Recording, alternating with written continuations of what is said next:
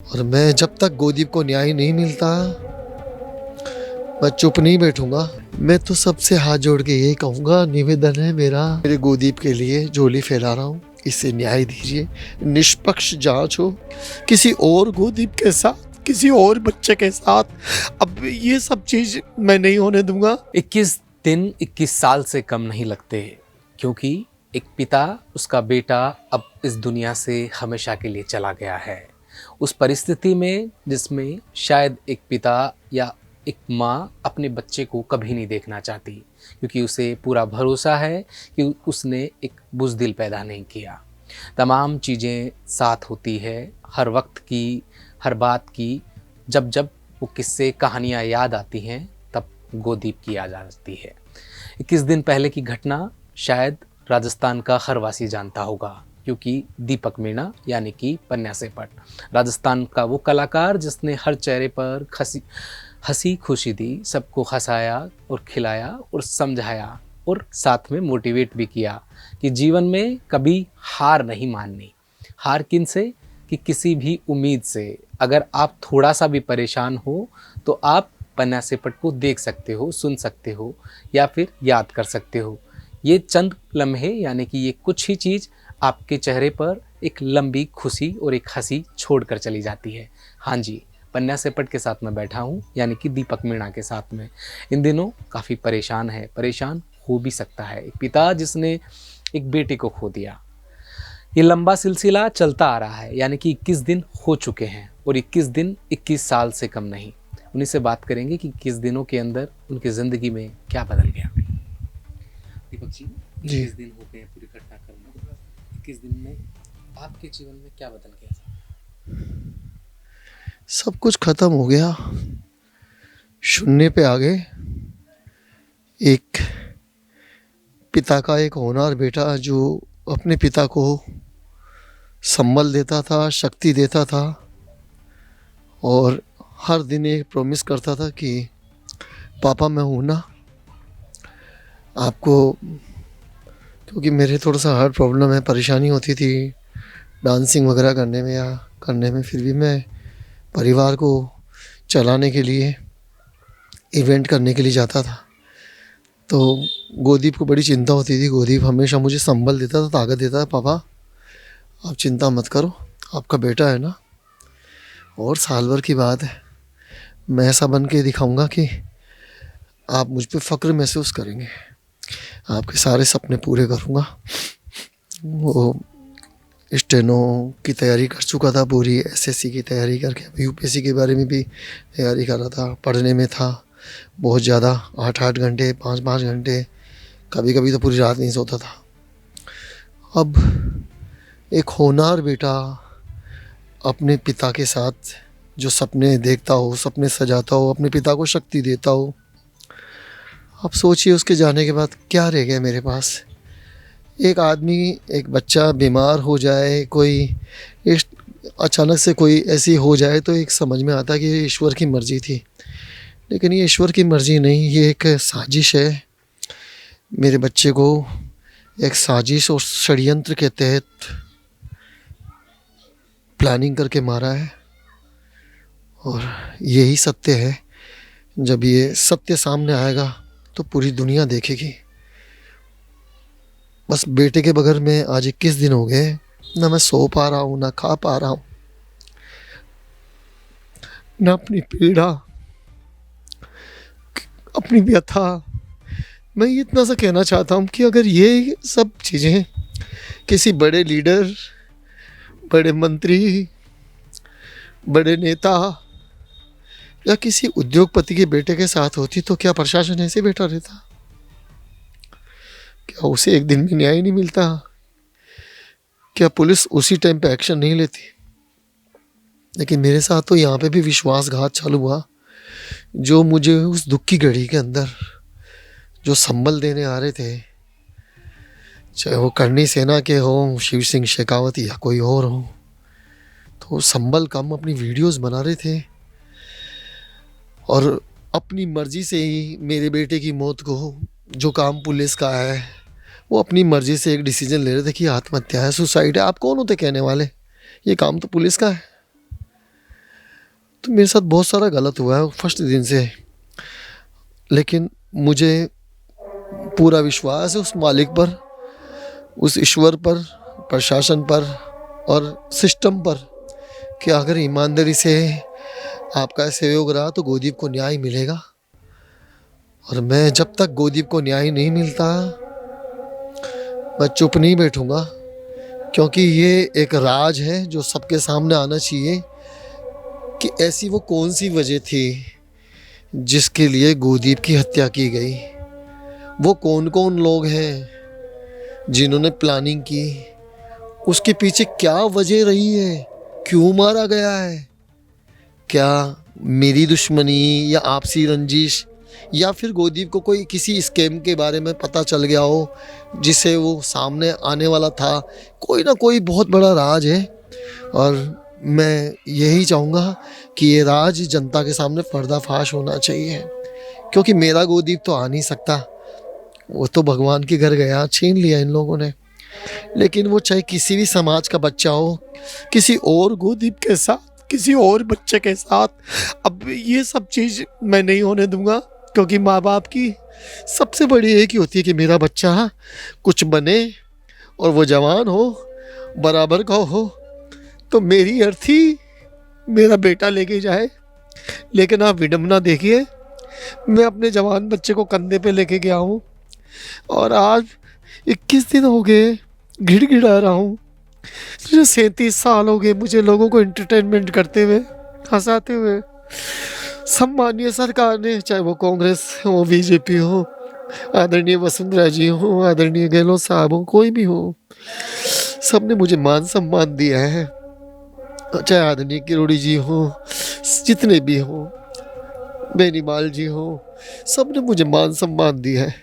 मैं क्या कोई धन दौलत तो मांग नहीं रहा, मैं तो हाथ जोड़ के विनती कर रहा हूँ झोली फैला करके, मेरे गोदीप को न्याय दिलवा दीजिए, मेरे गोदीप को न्याय दीजिए। उसके हत्यारे पकड़ में आए, बस ईमानदारी से इन्वेस्टिगेशन कीजिए, सच यूँ निकल के आएगा सामने। तमाम वो चीज़ें देखी हमने कुछ मिनट पहले, क्योंकि 21 दिन हो गए हैं और 21 दिन हर दिन ऐसे ही गुजर जाते हैं। यहाँ पर बिस्तर पे लेटे लेटे रात हो जाती है, दिन हो जाता है और फिर एक बार एक नया सवेरा आ जाता है इस उम्मीद के साथ में कि शायद आज कुछ बेहतरीन पुलिस इन्वेस्टिगेशन में हुआ होगा या फिर कुछ निकल कर आया होगा। जब मैं यहाँ आया उससे पहले गोदीप के पिताजी यानी कि दीपक मीणा जी उनकी किताबों को देख रहे थे कि मेरा बेटा क्या पढ़ाई करता था, क्या दिखता था। तो कई चीज़ें इसमें देखने को मिली और एक अच्छी अद्भुत कला, लिखने का शौकीन भी और साथ में अच्छे तरीके से लेख लिखना उसकी एक अच्छी आदत में था। और शायद ये अब शब्द शब्द बन कर रह गए हैं। वो सिविल सर्विसेज की भी तैयारी करता था और साथ में और भी तमाम तैयारियां उसने की है। वो पढ़कर आगे बढ़ना चाहता था। सपना 20 दिन पहले, आज 20 दिन हो गए और 20 दिन से पहले का सपना लंदन उड़ान भरने का था।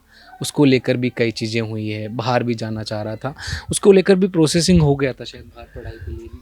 हाँ, हमने उसकी फ़ीस जमा करा दी थी, जो बाहर जाने का सब्जेक्ट है उसका वो भी बन गया था, पासपोर्ट वगैरह सब तैयार था। और ये सब चीज़ भी उसके दोस्तों पे कहने पे किया था, नहीं इसको तो बाहर जाने का भी कुछ नहीं था।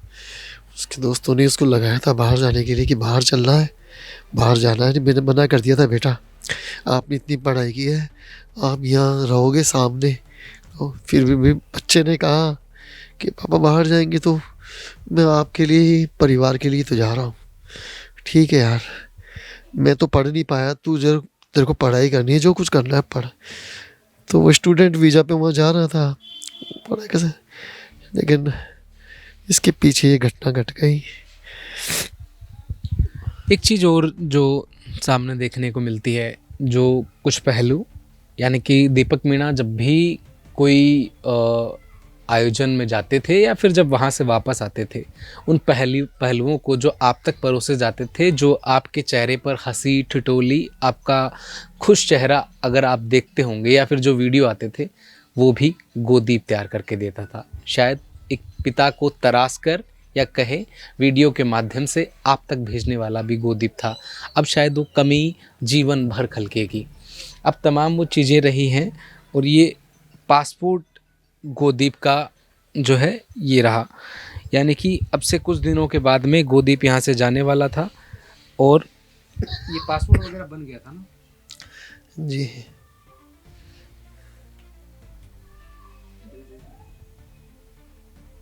पासपोर्ट बनकर तैयार था और गोदीप उड़ान भरना चाह रहा था और एक लंबी उड़ान भरना चाह रहा था, लेकिन अब शायद वो चीज़ें हमेशा के लिए ठहर गई है।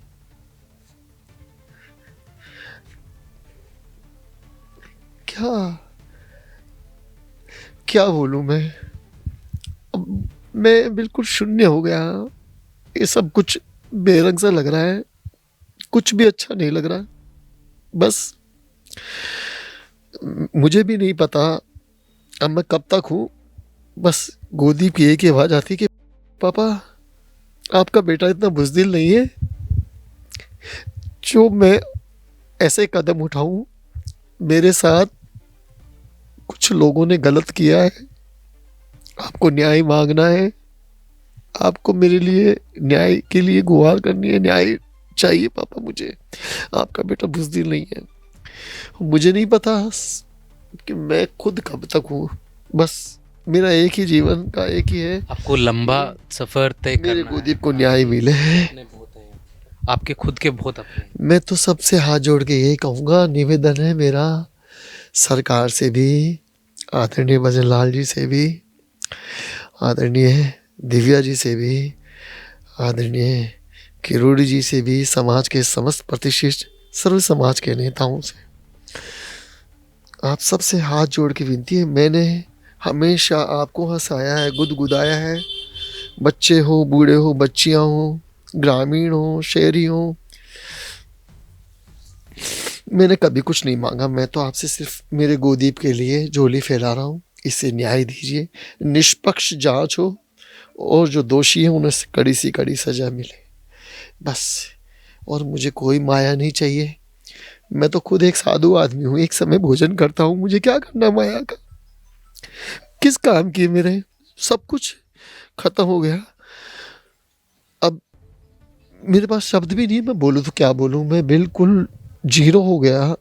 सोते खाते पीते हर वक्त मेरे बच्चा जो आपकी तरह बेटा है, आप इस तरह से बैठा है, इस तरह बैठ के मेरे से हर चीज़ शेयर करता था। पापा आज ये तैयारी की, आज ये किया, आज ये किया, मुझे हंसाना, कभी गाना सुनाना, कभी ये करना।